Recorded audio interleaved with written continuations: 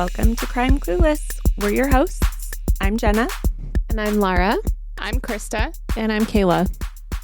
So, how are you guys doing? Doing good. Yep. Good. Glad it's the weekend. Yes. Same. Always happy that it's the weekend. Yes, me too. And it means I get to see you guys and hang out. Yeah. My Always a favorite. good time. Yes. Yes. Well, I have a really interesting case for you today, and it is unsolved. Okay.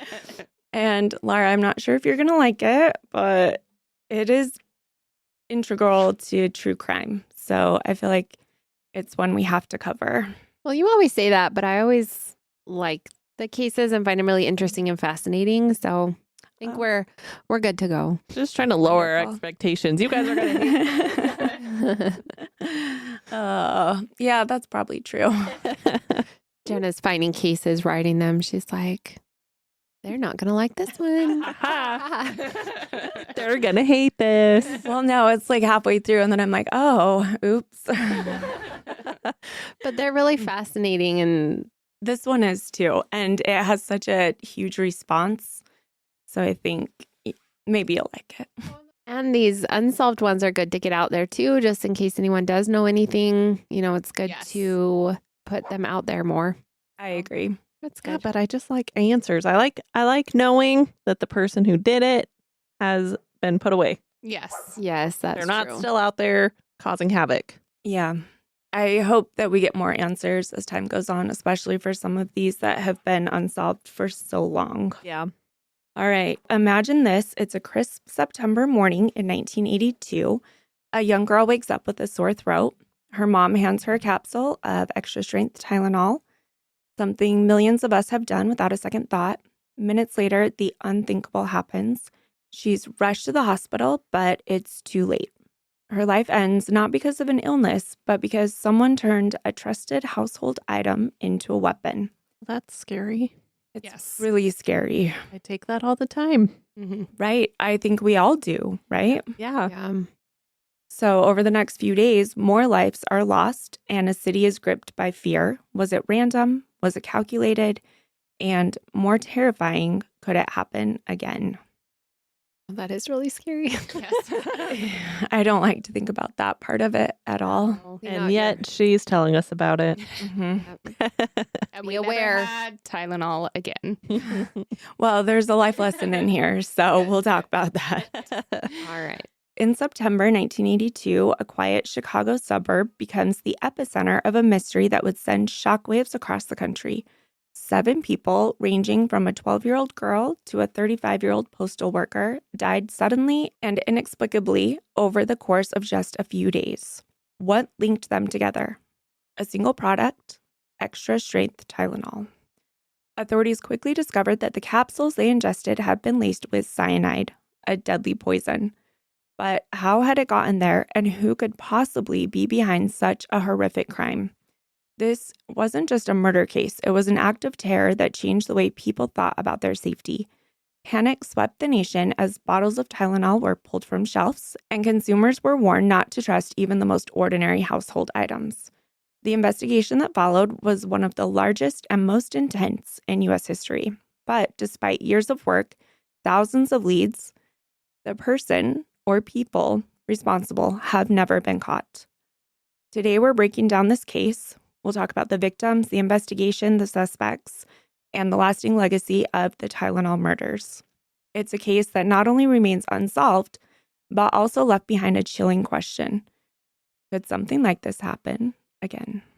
Before we dive into the investigation and the mystery surrounding the case, it's important to remember this isn't just a story about tampered pills or an unsolved crime. It's a story about people, real lives tragically cut short. Each victim had a dream, families, and routines. What happened to them could have happened to anyone, and that's part of what makes this case so haunting. It was the morning of September 29th, 1982. 27-year-old Adam Janis was a postal worker and a father of 2 young children. That morning, he woke up feeling slightly off, perhaps a mild headache, maybe the beginning of a cold. After finishing his shift at work, Adam stopped by the store to pick up a bottle of Extra-Strength Tylenol. Like millions of Americans, he trusted Tylenol to provide relief for minor aches and pains. He returned home to his Arlington Heights residence, greeted by his family, and reached for the bottle. Uncapping the familiar white container, Adam shook out 2 capsules and swallowed them with water. I'm sure he thought nothing of it, just a routine remedy for a headache. Moments later, his wife watched in horror as Adam collapsed, clutching his chest. She rushed to call 911, but by the time paramedics arrived, Adam's condition had deteriorated rapidly. He was rushed to the hospital, where doctors worked tirelessly to save him. But within hours, Adam was pronounced dead. The official cause of death was initially ruled a massive heart attack. His family was shocked. Adam was young, healthy, and active. What could have happened? What could have caused such a sudden and fatal episode? Grief swept through the household like a storm. Adam's family, heartbroken and stunned, gathered at his home to mourn. Among them were his younger brother, Stanley, just 25 years old, and Stanley's wife, Teresa, only 19. The air was heavy with disbelief, tears, and unanswered questions. In their grief, the family tried to comfort one another. Stanley and Teresa wanted to help in any way they could, offering support to Adam's devastated wife and children. Perhaps related to the grief, Stanley had a headache coming on. Teresa wasn't feeling great either. Someone in the house suggested they take Tylenol. There was a bottle on the kitchen counter. Both took 2 capsules. Oh, no. That's That's so awful. scary. Mhm. So scary. And so many in the same household, in the same family. Well, especially if you don't realize that's what caused it. Right. They had no idea. They thought it was some undiagnosed heart condition. Wow. Mhm. That's awful. Yeah. And even worse, within minutes, the nightmare repeated itself. Stanley collapsed first, his body just not able to handle the lethal poison. He grabbed his chest and his eyes rolled back in his head. By the time paramedics were called, Teresa was having a seizure and had become violently sick. Mhm. Both Stanley and Teresa were rushed to the hospital. The doctor, Dr. Thomas Kim, was getting ready to leave for the day when he was informed that the Janus family was being brought in. He had worked on Adam earlier in the day and thought Adam's parents must have had something happen in their grief over their son. The nurse told him no, it was Adam's brother, his little brother, and the wife. He was surprised that a healthy 6-foot-tall man would need medical assistance. He thought maybe he fainted and hit his head. Stanley was pronounced dead shortly after arriving at the hospital. The following morning, Teresa passed away too. In the span of less than 24 hours, the family had lost 3 beloved family members to a crime they couldn't yet comprehend. That is so awful. I can't imagine your husband and then like later 2 more people in your family. Just awful for that family. And being there to see it happen. Yeah. Yep. Over and over again. Yeah. Well, it's like they have to try and think that it's not just an undiagnosed heart condition if it's his wife, too. Mm-hmm. Right. Well, and I think unfortunately, if the other 2, if that hadn't have happened to them, then they probably never would have known. Right. And it might not have even been connected. No, they probably would have just, continued to assume that it was an undiagnosed heart condition. These 3, right in the span, absolutely got the investigation going. Yeah. When Adam passed away unexpectedly, the doctors were baffled. He was only 27. He had no clear signs of underlying health issues. Initially, his sudden collapse and death were attributed to a massive heart attack, a tragic event, but not completely unheard of in someone his age. However, like we just said, when Adam's younger brother Stanley and Stanley's wife Teresa also collapsed and died within hours of him, the situation became even more perplexing. Doctors and investigators scrambled to understand how 3 members of the same family, all young and seemingly healthy, could fall victim to such a sudden, catastrophic illness. The rest of the family members were quarantined and watched closely as doctors tried to piece together what could have happened. The deaths of Adam, Stanley, and Teresa sent shockwaves through the Arlington Heights community and left authorities puzzled. One of the first theories doctors considered was food poisoning. Could the family have shared a contaminated meal? It wasn't too uncommon for foodborne illness to cause severe symptoms, and in very rare cases, even death. Investigators looked into what the family had eaten in the hours leading up to their illnesses, examining whether a specific dish or ingredient could have been the source. This theory fell apart pretty quick when it became clear that Adam had fallen ill before his family gathered to mourn. Stanley and Teresa had not eaten any of the same food as Adam, ruling out food poisoning as a common factor. Another possibility was carbon monoxide poisoning. This odorless, colorless gas can seep into homes from malfunctioning furnaces, fireplaces, or other appliances, causing symptoms like headache, nausea, and, in severe cases, death. Investigators tested the Janus home for elevated levels of carbon monoxide, hoping this could explain why multiple people in the same location had fallen ill. However, the test came back negative. The air in the house was clean, ruling out carbon monoxide as the culprit. Next, doctors considered whether the family might have a shared genetic predisposition to a rare and deadly medical condition. Could Adam, Stanley, and Teresa have been suffering from an inherited disorder that triggered sudden cardiac events or seizures? Medical records and family histories were reviewed. Nothing pointed to a shared condition that it could explain the rapid onset and severity of their symptoms. And Teresa's lack of biological relation to Adam and Stanley ruled out it being just a genetic cause. Investigators explored the possibility of environmental contamination within the home. Could the family have been exposed to a toxic substance in their water, cleaning products, or another household item? Samples from the home were analyzed for traces of harmful chemicals or pollutants, but nothing unusual was found. This theory, like the others, failed to explain why Adam had fallen ill outside the home before his family gathered. Also, along with that, no one else got sick, right? Right, just because he has two small kids, his wife. So it's just Adam and his brother parents. and his brother's wife. And they were all gathered together. So it wouldn't make sense if no one else got sick or had any other symptoms to think it was something like that. Well, and especially for the carbon monoxide theory. I mean, if Mhm. it had been that, it wouldn't have just been Adam. It would have been everyone who was in the house. Exactly. Well, even if, they got it more than someone else, you would expect other people who were there to have some More kind of mild symptoms and not totally fine. Right. They also, because, none of those made sense or worked out, they briefly entertained the idea of a fast-acting virus or infection. Could they have been exposed to a rare pathogen that attacked their systems with deadly efficiency? However, viruses typically require more time to incubate and spread, making it unlikely that 3 people could succumb so suddenly in such a short span of time. Additionally, the lack of flu-like symptoms in the victim further discredited this theory. By the time Stanley and Teresa died, medical examiner Dr. Edmund Donahue began to suspect something more sinister.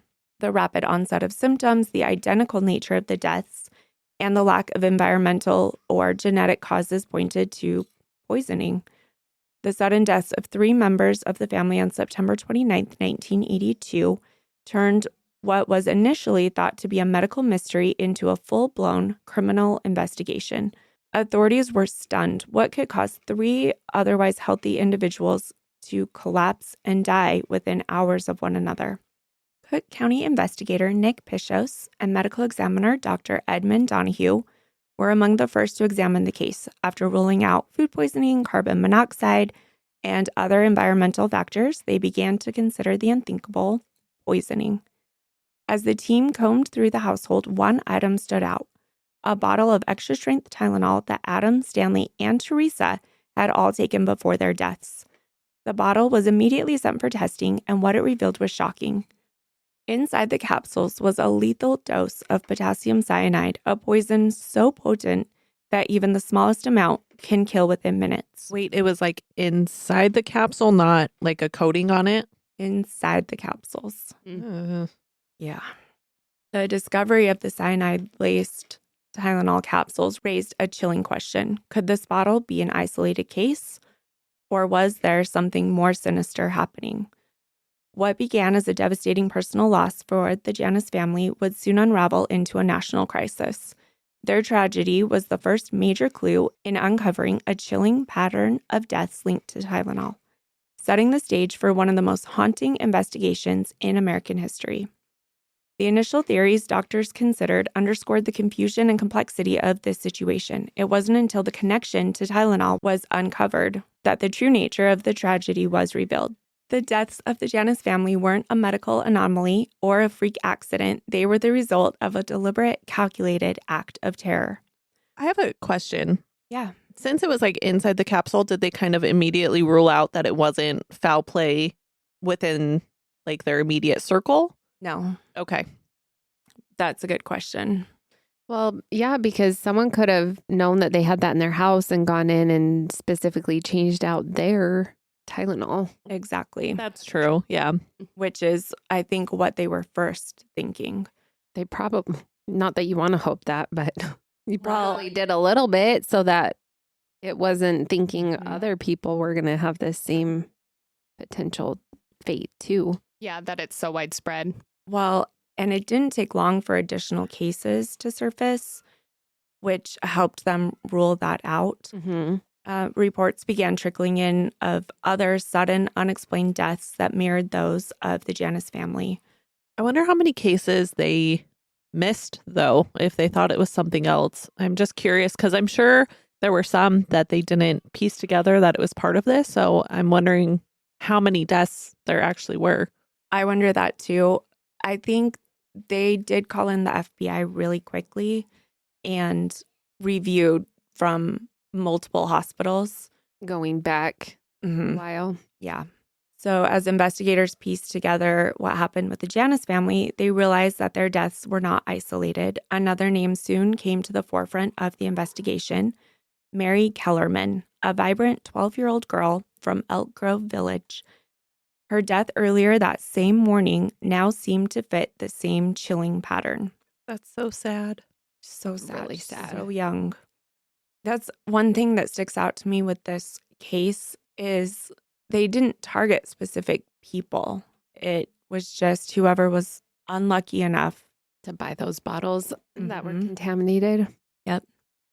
Were all of these cases in Chicago, Yes, Senna? Okay. they were. Okay. So let's talk about Mary. Mary was a bright and lively young girl with a love for riding her bike, spending time with her friends. She had a warm smile that lit up any room and a natural curiosity about the world. To her parents, Dennis and Gina, she was their everything, a kind-hearted child who filled their home with joy. On the morning of September 29th, 1982, Mary woke up feeling a little under the weather. It was nothing serious, a scratchy throat, maybe the start of a cold. Like any parent would, her father handed her a capsule of extra-strength Tylenol to help ease her discomfort before school. Mary took the capsule and went into the bathroom to get ready for the day. Moments later, her parents heard a loud thud. Rushing to the bathroom, they found Mary collapsed on the floor, unconscious.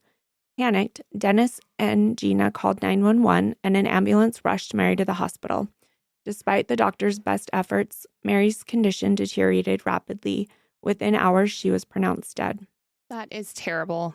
Yeah. So sad. Really So sad. scary. Mm-hmm. I know, because they just wanted to help her and then had no idea that something like that would happen. Right. And it's early enough in the day that they don't have the other three yet. They don't have the connection. Mm-hmm. And when something happens to a child, who do they look at first? Yeah. Her parents. Mm-hmm. Hers was the first case that they know about, or did they find any others before? I think hers was the earliest in the day. So they But- just started that day. They didn't find anything the days before. Mm-mm. See, and that's what's curious to me, because did they both just happen to buy new bottles like the day before? It sounds like it. Wow. But Interesting. from different places. Hmm. So at first, Mary's death was a medical mystery. She was a healthy 12-year-old girl with no pre-existing conditions. There was no clear explanation for her sudden collapse. Doctors suspected, just like with Adam, that she might have suffered an undiagnosed aneurysm, some kind of rare allergic reaction, some kind of medical condition. But as those other deaths came out throughout the day, investigators began to consider that she might have been poisoned, just like Adam and Stanley and Teresa. So, 1982, what do autopsies look like at this point? Do they have like full toxicology reports that they can run? Yeah, so Mary's autopsy did reveal cyanide poisoning, Okay. right? And actually, I believe since the early 1900s, they've been able, Oh, okay. yeah, a long time. When they did the autopsy and they saw what was in it, it seemed incomprehensible. How could a child have come into contact with such a deadly substance. Investigators tested the remaining capsules later on in the Kellerman household. The results confirmed their fears. The Tylenol capsules that Mary had taken were laced with potassium cyanide, the same poison that had claimed the lives of the Janus family later that day. So Mary was the first known victim of the Tylenol murders. Her death set off a chain of events that would grip the nation. The Kellermans were shattered. They had lost their beloved daughter to an act so random, so senseless, that it defied understanding. For Dennis and Gina, the tragedy was compounded by guilt. Guilt that they had unknowingly handed Mary the pill that would end her life. But no one could have foreseen such a horrific crime. No. And investigators assured them that they were victims of an unimaginable act of evil. You would have to be, in order to just, I don't know, send this out and know people are going to die and have no clue who it's going to be. I mean, do they count this as like a serial killer? Yeah. I mean, they would have to. Yep, they do. Investigators got both bottles from the Kellerman home and the Janus home. In comparing them, they were 50 pill bottles of the same strength variety, purchased though from separate stores. They did have the same batch number, MC2880. When the pills were poured out, the smell of bitter almonds hit the investigators. This is the smell of cyanide. Cyanide, when ingested, blocks the body's ability to absorb oxygen. Nausea, headache, and dizziness occur rapidly. This leads to shortness of breath, skin discoloration to bright red, and dramatic changes to heart rate and blood pressure. This then leads to seizures, coma, and death. The pills were sent in to be analyzed. They noticed that the red part of several of the pills were discolored and swollen. While the filling in Tylenol is white, powdery, and not dissolvable in water, the inside of the laced pills were gray, crystallized, lumpy, and soluble in water. 5 to 7 micrograms of cyanide is fatal. 6 of the pills in the Kellerman bottle and 4 in the bottle of the Janus household were filled with 65 milligrams, more than 10,000 times the amount that is fatal. That's crazy. So you're saying it wasn't even every pill in the bottle, right? So just, wow. Some of them. Oh, that's awful. So they could have had those bottles for a while and been taking them and just been lucky enough not to grab the one. Because only 6 of the ones out of 50 plus the 2 that Mary took had it. Oh, wow. Or even maybe one of the ones she took. Yeah, just one. If it had that high of dosage in it. Right. Or if it had leaked a little bit, you know, just to get. That's what I wondered too. And making every one in there. Oh, I feel like it would contaminate all of them. It could, yeah. Yep. So at this time, Tylenol was the #1 non-prescription painkiller in the United States. As investigators delved deeper into the Tylenol murders, the scope of the tragedy continued to widen. Just as Mary Kellerman's death underscored the innocence lost in this senseless crime, another name emerged from the growing list of victims, Mary Reiner. Her story would reveal yet another heartbreaking layer to this chilling case. Mary Reiner was just 27 years old, a young mother of 4, living in Winfield, Illinois. She was warm, loving, and fiercely devoted to her family. Mary had just 6 days prior given birth to her youngest child, a little boy. That's so sad. So sad. That little boy has to grow up without his mom. And the pack that she had that's contaminated gives me chills because she got it from the hospital. Oh, wow. Yep. So the other ones have been bought at stores, but hers came in an 8 blister pack of Tylenol from the hospital. That's awful. On the afternoon of September 29th, same day, 1982, Mary was at home tending to her children when she began feeling a mild headache combined with the lingering aches of postpartum recovery. It was nothing alarming, just a common annoyance that could be easily remedied. Mary had been given an 8 blister pack of Tylenol at the hospital. She opened 2 and took them. After swallowing the capsules, Mary likely returned to her daily routine, tending to her baby, bustling about the house. Moments later, she collapsed. Her husband, hearing the commotion, rushed to her side and found her unresponsive. Panicked, he called for an ambulance as Mary's children watched in confusion and fear. Paramedics arrived quickly and worked tirelessly to stabilize her, but it was too late. Mary died the next day, leaving her husband and children in shock and devastation. They had lost the center of their world in a matter of moments with no explanation for how or why. And at first, like the others, Mary's death seemed like an inexplicable tragedy. There were no signs of foul play or underlying health issues, and her family was left with nothing but questions. Like the Kellermans, they wondered how a young, healthy woman could die so suddenly. The answer came when investigators connected her death to the growing list of victims who had all taken Tylenol. Investigators tested the remaining Tylenol capsules from Mary's blister pack, confirming that 4 of the remaining 6 were laced with cyanide. Oh, wow. The capsules were identical to those found in the homes of Mary Kellerman and the Janus family, linking her death to the horrific crime. Mary Reiner became yet another innocent victim of a random, calculated act of terror.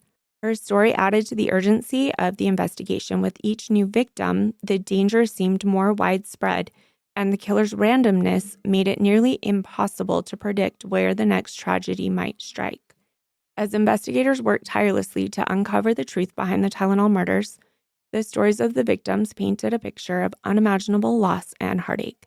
Among them was Mary McFarland, a devoted mother whose ordinary workday turned into a devastating tragedy. There were 3 Marys. Yeah, isn't What a that coincidence. weird? Yeah.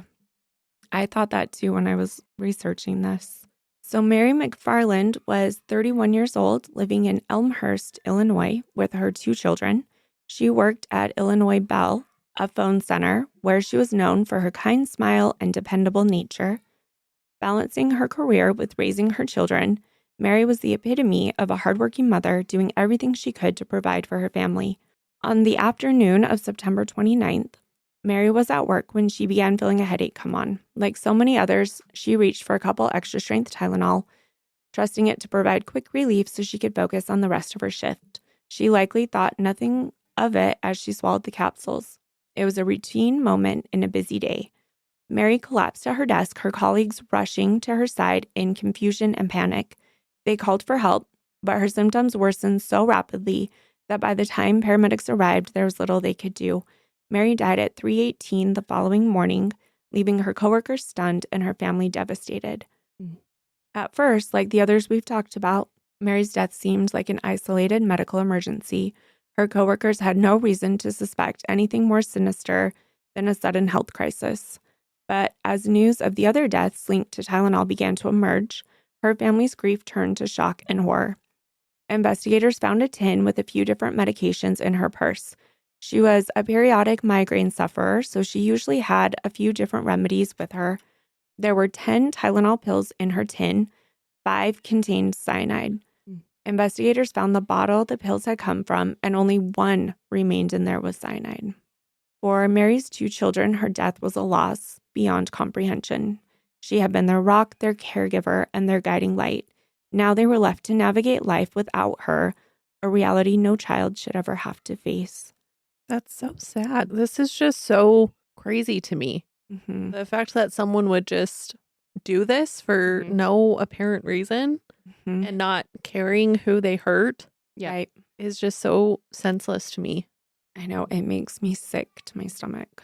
Mary's death sent shockwaves through her workplace and her community. Her coworkers struggled to process the loss of a friend and colleague, while her family grappled with the unimaginable grief of losing a mother. The randomness of her death left everyone questioning their own safety and the trust they placed in the most mundane aspects of daily life.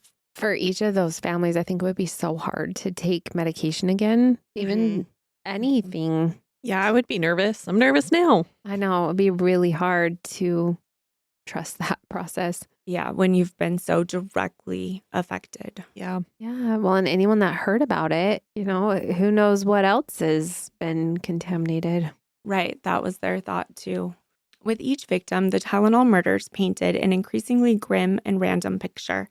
But among the stories of loss, Paula Prince's death stands out, not just for its tragedy, but for the haunting image that came to define this case. Her final moments were captured on camera, a snapshot of an unsuspecting woman on the brink of an unthinkable fate. Paula Prince was a 35-year-old flight attendant for United Airlines. She loved her job, traveling the world, and meeting new people. Based in Chicago, Paula had a vibrant personality that made her unforgettable to friends and colleagues. Her life was one of adventure, but she also cherished the quiet moments in her apartment where she could unwind after long flights. On September 29th, Paula had just returned to Chicago after a flight. She was likely tired, ready to relax, and looking forward to some much-needed rest. Stopping by a Walgreens on her way home, she picked up a bottle of Extra-Strength Tylenol, trusting it to ease any discomfort she might be feeling. Paula's purchase at Walgreens was caught on the store's ATM surveillance camera. The photo shows her standing in line at the register, still in her uniform from work, the Tylenol bottle in her hand. It's an ordinary moment, something millions of people do without a second thought, but for Paula, it was anything but ordinary. Unbeknownst to her, the bottle contained cyanide-laced capsules that would soon end her life. It's crazy to me that once they figured out what was causing this, they didn't put something out there. They did. The response is really good and really swift, but all of these were the same day. Oh, okay. They're all on the 29th. That's so wild. At different places. And Paula is more in Chicago, in, this city where the others have been outlying suburbs. Okay. So they're all in the same area, but hers makes it even more scary. Because it's right in the city. Mm-hmm. This image of her buying this becomes frozen in time, and it's one of the most chilling symbols of the Tylenol murders. This image showed a vibrant, healthy woman unknowingly carrying home the instrument of death. In the photo, you can see a Caucasian man with a beard and dark, thinning hair standing several feet away. You can tell he's watching Paula. His facial features are difficult to make out. He may have been wearing glasses. Later that day, Paula returned to her apartment and likely took the Tylenol as part of her nightly routine. Sometime after, she collapsed. Her absence in the following days raised alarms among her friends and family who were used to her reliable nature. She failed to respond to calls, and when she didn't show up for work, the airline called her family. Her sister went to her building to check on her.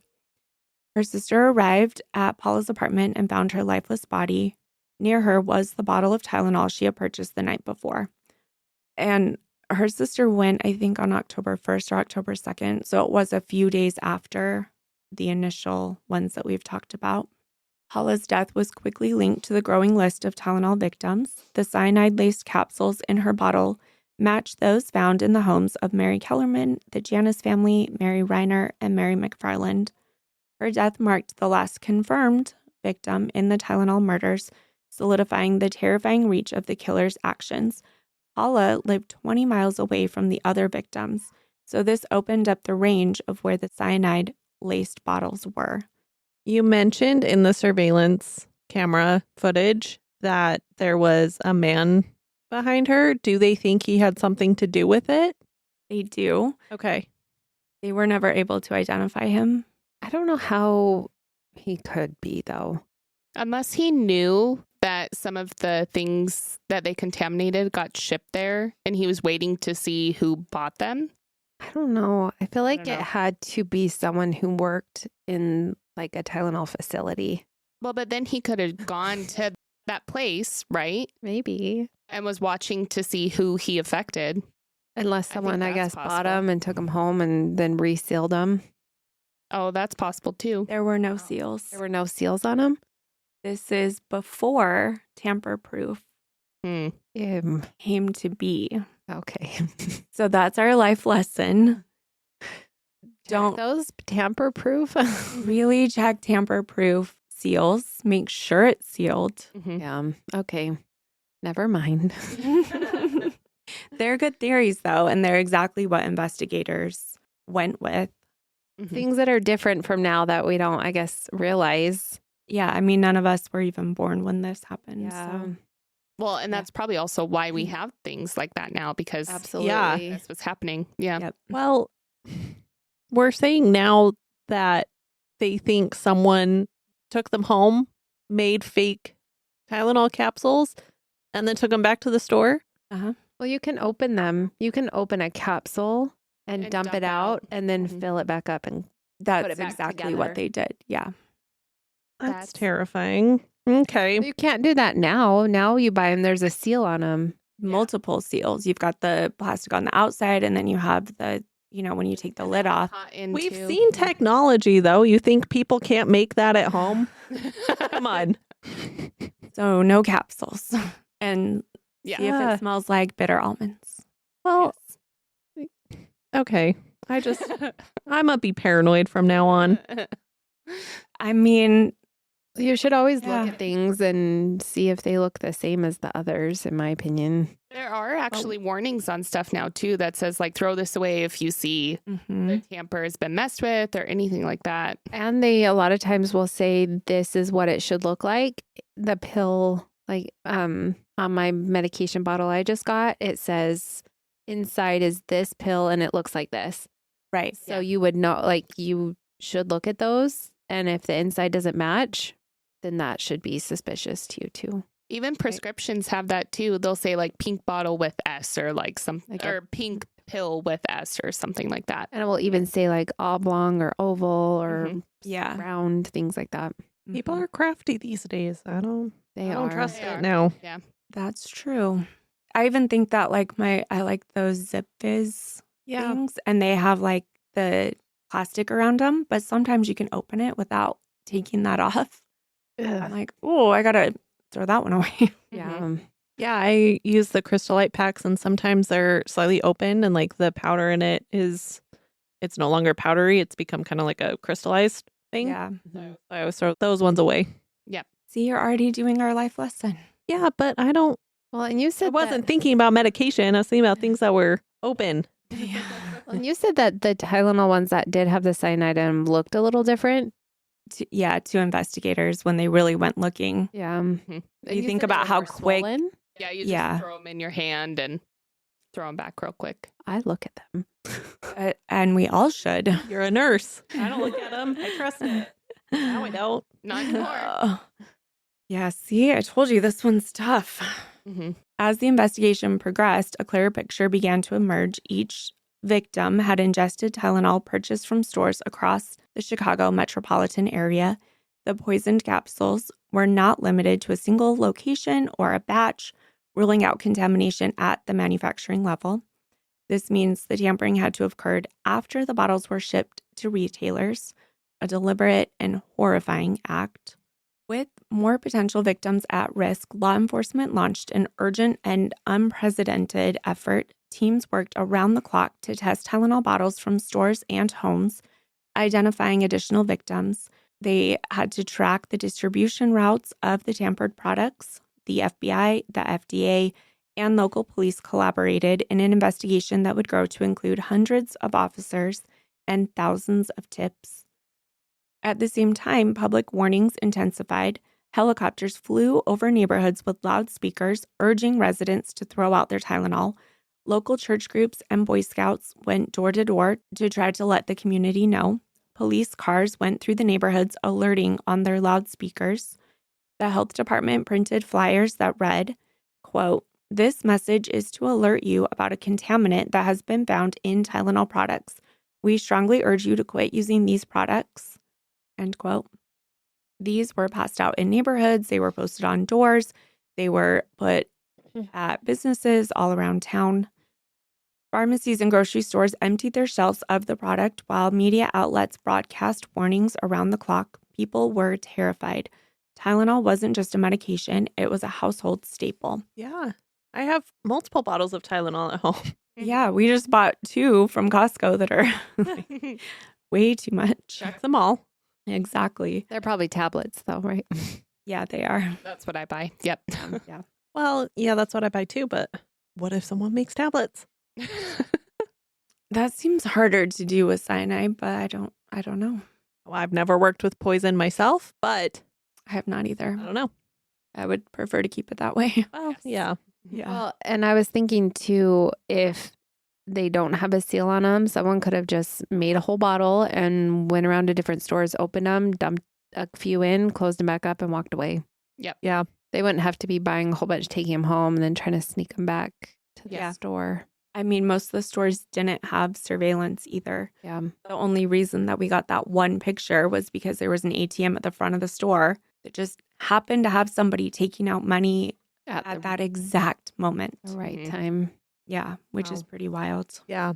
The idea that something so ordinary and trusted could be used as a murder weapon was unthinkable. It wasn't long before rumors spread and people began questioning the safety of other products. Was this a one-off act of terror, or could other items be tampered with as well? Paramedics were equipped with cyanide antidote kits in the wake of what happened, just in case they were called to another home with this. With the discovery of the cyanide-laced capsules, panic spread like wildfire. On October 1st, 1982, so this is only 2 days after those deaths, and they didn't even connect them all until the next day. So it was a really quick response. That's good at least. Mhm. Mhm. I mean, the discovery of 3 in one family, I feel probably helped, propel this investigation, because otherwise I wonder if they would have even caught on that all of these were related, especially Mhm. across so many cities. Yeah, it definitely helped to make those connections. Yeah. Because there could have been more victims Yeah, without absolutely. such a quick response. Definitely. On October 1st, Johnson & Johnson, the manufacturer of Tylenol, took an unprecedented step. They issued a nationwide recall of 31 million bottles of Tylenol. This was valued at over $100 million, and this was in 1982. So guess what that's worth today? I am so bad at guessing. That's why I want you to guess. Oh, okay. Thanks for throwing me under the bus. I We're love gonna you. say, you said 100 million? Mhm. 473,250,000. Okay, higher, I was going to guess 800,000. 800 million. No, yes. Andrew will laugh at me. I always do that. 800 million. Okay, Yes. Lara, what's your guess? I'm going to say 650 million. 3 billion. Oh my Oh my gosh. gosh. 269 million. Wow. 100 or 357. Okay, I almost guessed a billion, but I'm always so off that I was like, I'll be conservative this time. I think we all did that. Should have gone for it. Should have gone for it. That's more than I thought it would be, actually. That's more than I thought So too. 3 billion. Wow. That's insane. So they recalled 31 million bottles. In the meantime, police and investigators launched a massive effort to warn the public. As investigators pieced together the timeline, one chilling fact emerged. The tampering didn't happen at the manufacturing level. Instead, someone likely purchased them, added the cyanide to the capsules, and placed the bottles back on the store shelves. I do like what you suggested, Lara, that maybe they had taken one, filled it, because you're not going to go home and count if there are 50 in there, Right. and then put them back. The one that gets me, though, is the blister packs from the hospital. Yeah. I don't know how they did that one. I don't. He had to have either worked there or been a patient and just kind of, Yeah, or snuck around been- when someone wasn't paying attention. part of the route. But to put them back in a blister pack, how do you? Also, they probably Unless it probably was multiple had. people. Yeah. Well, if they had a bottle at the hospital pharmacy, then they would. I don't know. Maybe I they never filled worked in the them? pharmacy at the hospital, but I would Mhm. think that the pharmacist there would sort them out and put them in the blister pack and give them to the patient, because normally you don't buy Tylenol in blister packs. They would Right. have to put that together, I would think, in the pharmacy there. Mhm. Maybe it was someone who was a distributor who was giving them out to different places Could and be. put them in there before they made their deliveries, Mhm. so that they had that in their bottle there. Right. That's my thought. Interesting. Yeah, I would They- think so. If I they mean- were pharmacists. Mm-hmm. Oh, yeah, that would make it easy. Oh, that reminds me of what's that Christmas movie that I hate? I don't know. But that pharmacist that accidentally puts poison in, A Christmas movie?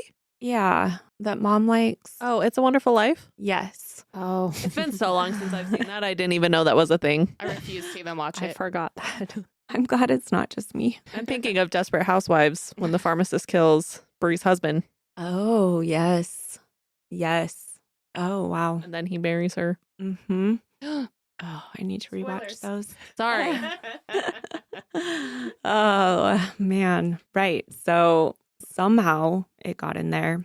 The affected bottles were traced to stores all across the Chicago metropolitan area. There was no clear pattern. The randomness made it nearly impossible to predict where the next tainted bottle might appear. It also meant that finding the perpetrator would be like finding a needle in a haystack. Well, that's the scary thing I was just thinking about too. If it was someone who bought a bottle, made them from that bottle, and then we're just going around putting them in different ones at the store, even recalling and pulling them from the shelves when you get a new shipment, they could go around and do it again. Right. Yeah. If That's they already had scary. them made and everything. They make more. They were Right. never caught. Right. That's awful. Yes. Yeah, and then they can, I mean, if they have the capsules, they can just make them whatever they want to look like. Let's do some ibuprofen next. But cold medicine could be anything. Well, they would probably have to go buy those specific capsules to make them look the same. Yeah. Well, that's what I'm saying. They already have Yeah. the cyanide. Yeah, They would buy just have one to go bottle. buy a bottle. I mean, it's a pack of 50. They can contaminate 50 different bottles and kill Yeah. 50 people. Yep. Yeah. Yeah. Well, that's where we're going to leave part 1. All the questions and very few answers. Yeah. Pretty wild, though. Yeah, I like Lara's theory about a pharmacist, though. Like, I feel like Mhm. they'd have good access to hospitals and, you know, if they were working with someone, maybe who was a distributor, if there was multiple people. Yeah. And they would have more knowledge on how all of those work, making sure that they get the right amount to put them back together, things like that. Yeah. Mhm. They'd be familiar with what the pills should look like. Mm-hmm.